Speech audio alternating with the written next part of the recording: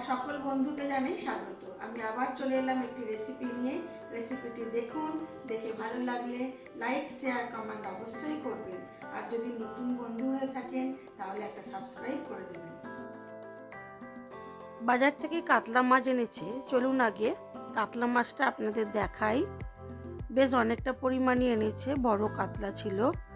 তো আমি এতটা তো করব না, এর থেকে কিছু পিস নিয়ে আজকে করব বেগুন দিয়ে কাতলা মাছের ঝাল।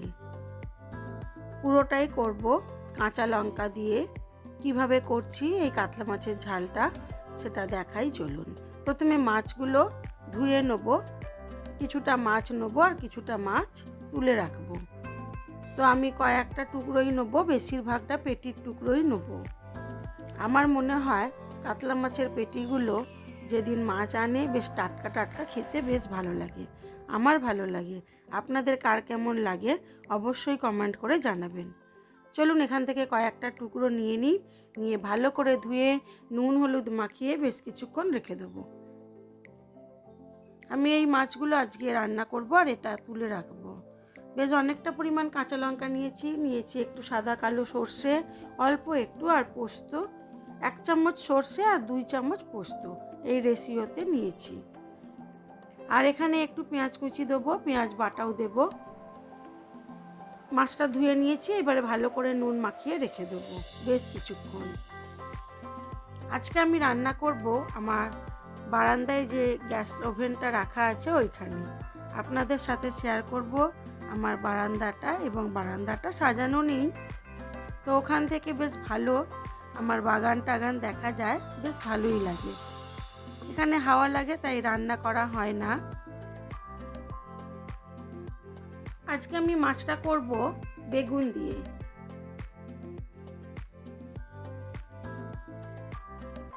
আমি এটা পুরোটাই করব সর্ষের তেলে। প্রথমে তেলের মধ্যে দিয়ে দিলাম নুন আর দেবো অল্প একটু হলুদ গুঁড়ো, দিয়ে বেগুনগুলোকে খুব ভালো করে লাল করে ভেজে তুলে নেব।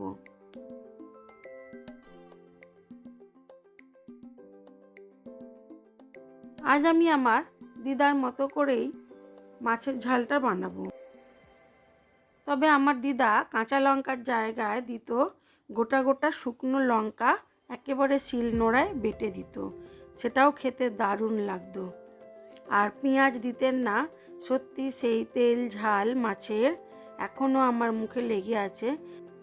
আমার দিদা গোটা শুকনো লঙ্কা শিলনোড়ায় বেটে আর তার সাথে ওই কালো সর্ষে বাটতেন, খুব সুন্দর হতো সেটা খেতে। যখনই দিদা আমাদের বাড়িতে আসতেন তখনই আমরা সবাই আবদার করতাম ওই মাছের ঝালটা বানানোর জন্য। সেটা খেতে অসাধারণ হতো। কিভাবে যে বানাতেন সেটাই শুধু ভাবি। তবে বেশি মশলা একদমই থাকতো না, পেঁয়াজও দিতেন না, শুধু ওই কালো সর্ষে আর গোটা শুকনো লঙ্কা শিলনোড়ায় বেটে দারুণ সুন্দর করে মাছের ঝালটা বানাতো। তো যাক, সেই সব কথা। আজ আমার সাথে আমার দিদা নেই, মাও নেই, ঠাকুমাও নেই, কিন্তু তাদের কথা ভেবেই আজ আমি রান্নাগুলো করার চেষ্টা করি। তবে সে দিদার হাতে সাধ্য কখনোই কোনো দিনই আনতে পারবো না। চেষ্টা করি কিছুটা করার, এই পর্যন্তই। চলুন মাছগুলো আমার ভালো করে লাল করে ভেজে তুলে নেবো আগে।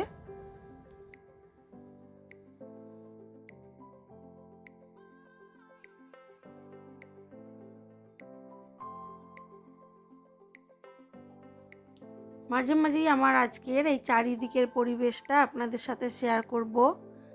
আমার এখানে রান্না করতে বেশ লাগে, খোলা বারান্দা কিন্তু হাওয়া আসছে, সেই জন্য আমি বেগুনটাকে অন্য কড়াইয়ে দিয়ে দিলাম। আর ওখানে একটা একটু কোণ ভাঙা ট্রে পড়েছিল বেশ বড় মতো, ওটা করার পিছনে দিয়ে দিলাম। এখানে আমি রান্না খুব একটা বেশি করি না, যখন গ্যাস শেষ হয়ে যায় তখন এদিকে গ্যাসটা রাখা আছে আর একটা পুরনো ওভেন, সেটা ওভেনটাও ভালো গ্যাসটাও ভালো, কিন্তু ওই হাওয়ার জন্য এখানে রান্না করা হয়ে ওঠেনি। চলুন গল্প করতে করতে আমার মাছগুলোও লাল করে ভাজা হয়ে গেছে। মাছগুলোকে এবার তুলে নেব। একইভাবে বাকি মাছগুলোকেও ভেজে তুলে নেব।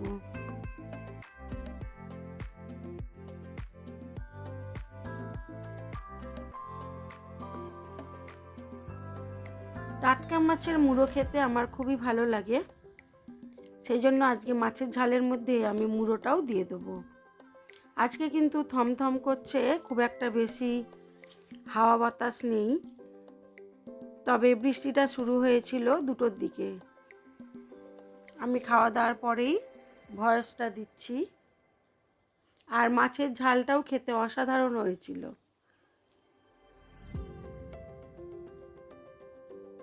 চলুন, মাছটা আমার ভাজা হয়ে গেছে। এবারে আমি এই তেলের মধ্যে আরও কিছুটা পরিমাণ তেল দিয়ে মাছের ঝালটা করব।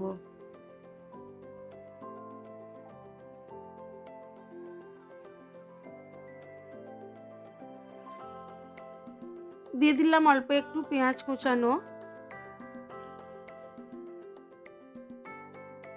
পেঁয়াজটা আমার ভাজা হয়ে গেছে, দিয়ে দেবো একটু পেঁয়াজ বাটা।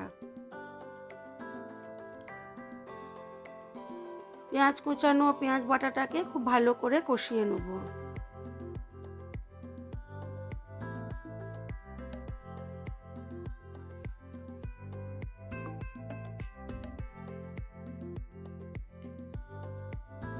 এবারে দিয়ে দেবো মশলা ধোয়া জলটা, আগে দিলাম। একটু পেঁয়াজটাকে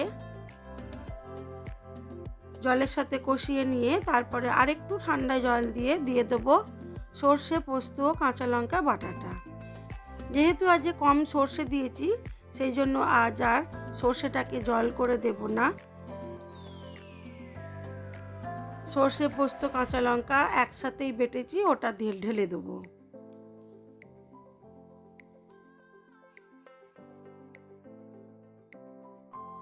ঝাল ঝাল টাটকা কাতলা মাছের ঝাল খেতে বেশ লাগে, তো আজকে সেই জন্য বেশ অনেকটাই ঝাল দিয়েছিলাম। অনেকগুলো কাঁচা লঙ্কা এর মধ্যে বেটে দিয়েছিলাম। আমি মশলা সবসময় মিক্সিতেই করি, আপনারা চাইলে শিলনোড়ায় বাটতে পারেন, তবে শিলনোড়ায় বাটলে বেশি টেস্টি হবে। এবারে দিয়ে দেবো এর মধ্যে স্বাদ মতো নুন, আর দেবো অল্প একটু জল, দিয়ে ঝোলটা ফুটতে দেবো।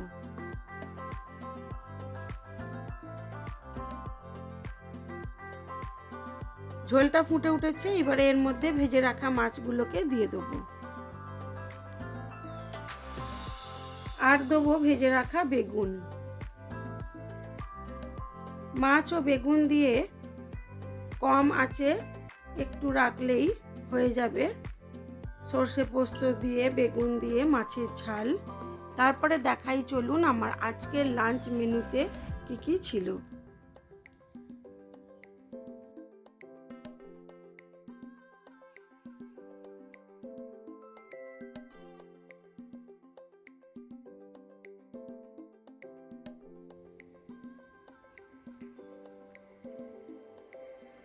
সব মাছগুলো একে একে দিয়ে দিলাম। প্রথমে মুড়োটা দিলাম, এবারে দিয়ে দেব বেগুনটা, দিয়ে ঢাকা চাপা দিয়ে কম আছে মিনিট 2 হতে দিলেই হয়ে যাবে মাছের ঝালটা।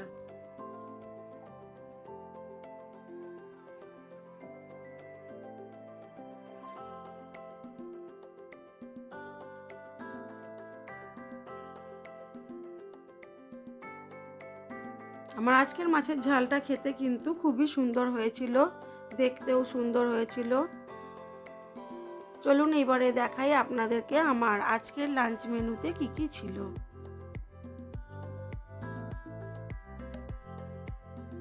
আমার আজকের লাঞ্চ মেনুতে ছিল সাদা ভাত, কাঁচা লঙ্কা, পটল ভাজা, করলা ভাজা, আর ছিল বেগুন দিয়ে কাতলা মাছের ঝাল, আর ছিল